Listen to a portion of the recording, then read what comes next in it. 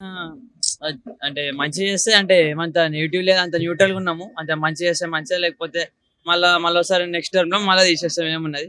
కాకపోతే ఈ చిన్న చిన్న వేస్ట్ పనులు పేర్లు మార్చుడు, టీఎస్‌ని టీజీ చేసుడు ఇవి చిన్న చిన్నవి తగ్గించుకుంటే మంచిది అని అంటే ఇప్పుడు చూడాలి ఇగ. స్టూడెంట్స్ పరంగా చూసుకుంటే మనకి లాస్ట్ గవర్నమెంట్ ఐటీ సెక్టర్ నుంచి కూడా మనకి బానే ఉంది. ఆ! సో ఇప్పుడు కాంగ్రెస్ ప్రభుత్వం గదా! అవును. కాంగ్రెస్ ప్రభుత్వంలో మరి ఇప్పటికైనా ఎడ్యుకేషన్ సిస్టమ్ ఇంకొంచెం మెరుగుపడే విధంగా కనిపిస్తుందంటావా?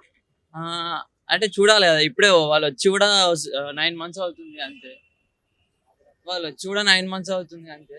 హ్మ్. ఒక 2, 3 ఇయర్స్ అయితే తెలుస్తది మనకు గూడా. హ్మ్. అంటే వెయిట్ జేయాలి మనం గూడా. అంటే అంత దబ్బున జడ్జ్ చేసేంత గూడా గాదు. కరెక్ట్ గాదు గదా! హ్మ్. అంటే ఆయననే చెప్పాడు గదా! 100 రోజులు నా పరిపాలనలోనే నేను అన్ని సంక్షేమాలు ఇస్తాను. విద్యా వ్యవస్థను గూడా మెరుగుపరుస్తాను అన్నాడు. అంటే అంటే ఇచ్చిన 6 సంక్షేమాలు కరెక్టే. వాళ్ళు ఏదో ఓట్ల కోసం తెచ్చుకుర్రు గానీ, ఆ సంక్షేమాలంత ఇంపార్టెంట్ గాదు. మనకి డెవలప్‌మెంట్ గావాలి. ఫ్రీ బస్సు, ఈ కరెంటు అవన్నీ అంత ఇంపార్టెంట్ అయితే గాదు. అంటే కరెంటు 200 యూనిట్స్ వరకు ఫ్రీ ఇస్తే మంచిదే గానీ, మళ్ళీ ఈ ఫ్రీ బస్సు ఇవన్నీ వాళ్ళు ఓట్ల కోసం తెచ్చుకుర్రు. అంటే జనరల్‌గా ప్రతి పార్టీ అయితే అట్లనే చేస్తారు గానీ, డెవలప్‌మెంట్ అంటే మెల్లగా స్లోగా ప్రోగ్రెస్ అయితది. ఒకటేసారి ఫాస్ట్ చేంజ్ అయితే మనం ఎప్పుడు తీసుకోలేం గదా! అట్లా.